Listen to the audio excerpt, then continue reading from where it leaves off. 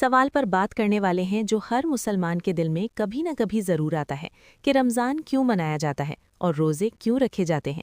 کیا رمضان صرف بھوکا پیاسا رہنے کا نام ہے یا اس کے پیچھے کوئی بہت بڑی حکمت اور مقصد چھپا ہوا ہے؟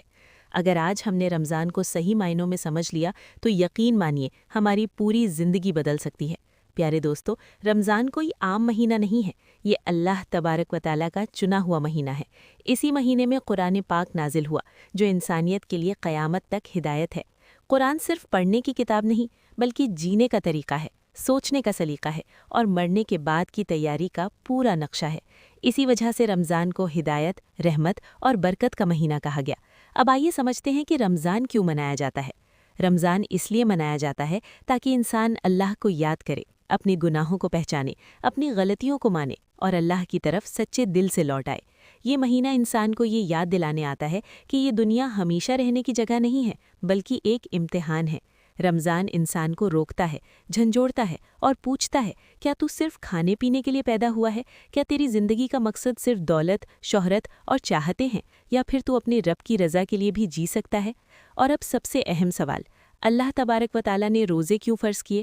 اللہ تعالیٰ نے قرآن پاک میں صاف فرما گیا کہ روزے اس لیے فرض کیے گئے تاکہ انسان کے اندر تقوی پیدا ہو جائے۔ تقوی کا مطلب ہے ہر حال میں اللہ کو سامنے رکھنا، یہ محسوس کرنا کہ میرا رب مجھے دیکھ رہا ہے، سن رہا ہے اور جانتا ہے۔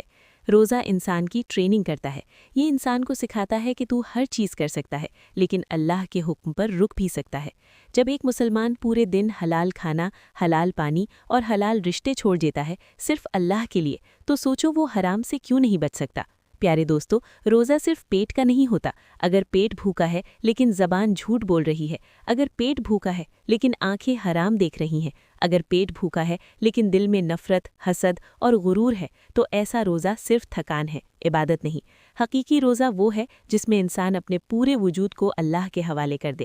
زبان بھی روزے دار ہو، آنکھیں بھی روزے دار ہوں، کان بھی روزے دار ہوں اور دل بھی روزے دار ہو۔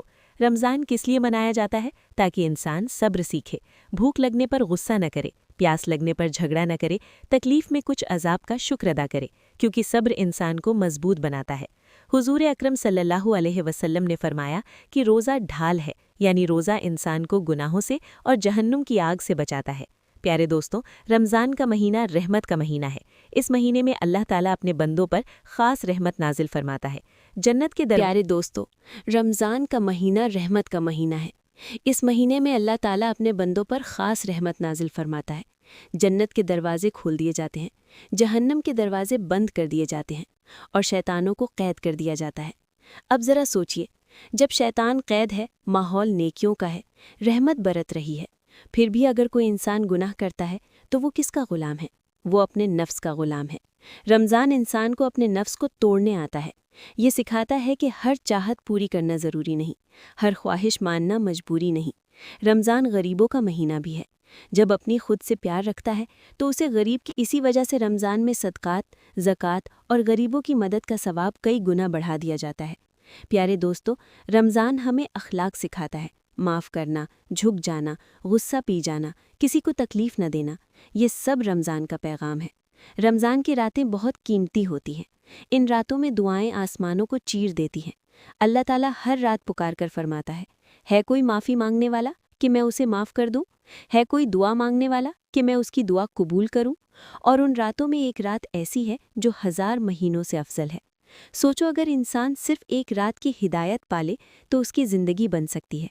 پیارے دوستو، سب سے بدنصیب وہ انسان ہے جو رمضان پا کر بھی اپنے گناہوں سے توبہ نہ کر سکے، کیونکہ رمضان کا جانا ایسا ہے جیسے اللہ کا بہت بڑا تحفہ ہاتھ سے نکل جانا۔ رمضان ہمیں یہ سکھاتا ہے کہ اگر ہم 30 دن اللہ کے لیے خود کو روک سکتے ہیں تو پوری زندگی بھی روک سکتے ہیں۔ اگر ہم 30 دن اپنے آپ کو سدھار سکتے ہیں تو پوری زندگی بھی سدھار سکتے ہیں۔ آخر میں پیارے دوستو، رمضان کوئی رسم نہیں، کوئی مجبوری نہیں، بلکہ اللہ کی طرف سے ملنے والا سب سے بڑا موقع ہے، خود کو بچانے کا، خود کو سدھارنے کا اور جہنم سے آزادی پانے کا۔ اللہ تبارک و تعالیٰ سے دعا ہے کہ وہ ہمیں رمضان کی قدر سمجھنے کی توفیق عطا فرمائے، صحیح معنوں میں روزے رکھنے کی توفیق دے، ہمارے دلوں کو صاف فرمائے، ہمارے گناہوں کو معاف فرمائے اور ہمیں اپنی رحمت کی چھاؤں میں جگہ عطا فرمائے۔ آمین یا رب العالمین۔ پیارے دوستو، اگر یہ باتیں دل کو چھو جائیں تو انہیں آگے ضرور پہنچائیے۔